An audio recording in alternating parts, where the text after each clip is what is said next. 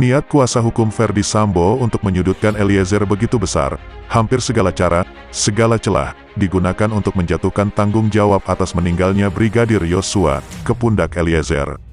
Seperti yang dapat kita tangkap dalam pernyataan Rasa Mala Aritonang, kuasa hukum Verdi Sambo, dalam suatu acara perbincangan di salah satu stasiun TV swasta.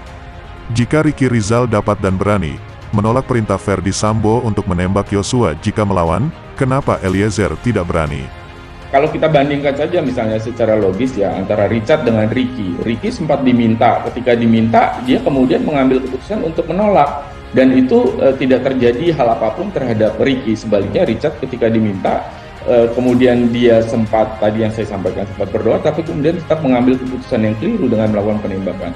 Dalam fakta persidangan, ada waktu 1 jam 23 menit dari mulai diminta sampai dengan terjadinya penembakan tersebut. Sebenarnya ada cukup waktu yang bisa dilakukan sekecil apapun ya, upaya sekecil apapun, apakah itu kalau menurut saya ya, apakah itu lari, apakah itu melaporkan kepada orang lain, minta pertolongan dan lain sebagainya. Ada banyak hal yang sebenarnya bisa dilakukan dalam durasi waktu 1 jam 23 menit oleh Richard, salah satunya yang ada dalam peristiwa tersebut, tetapi kan itu juga tidak dilakukan gitu.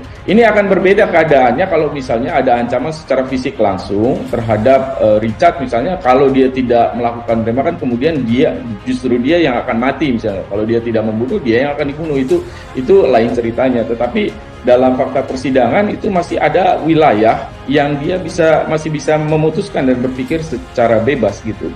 Bahwa dia kemudian mempertimbangkan lebih berat pada mengikuti, mematuhi permintaan karena urusan dalam konteks jabatan atasannya, saya pikir itu pertimbangan yang justru keliru, karena seharusnya dengan mempertimbangkan akibat yang timbul, dia harusnya mengambil keputusan yang lain.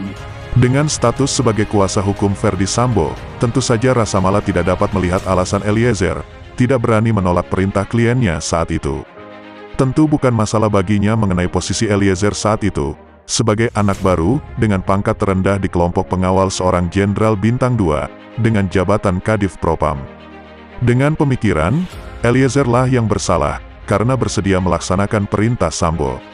Adalah suatu pemikiran yang dapat disebut sebagai pemikiran terbalik.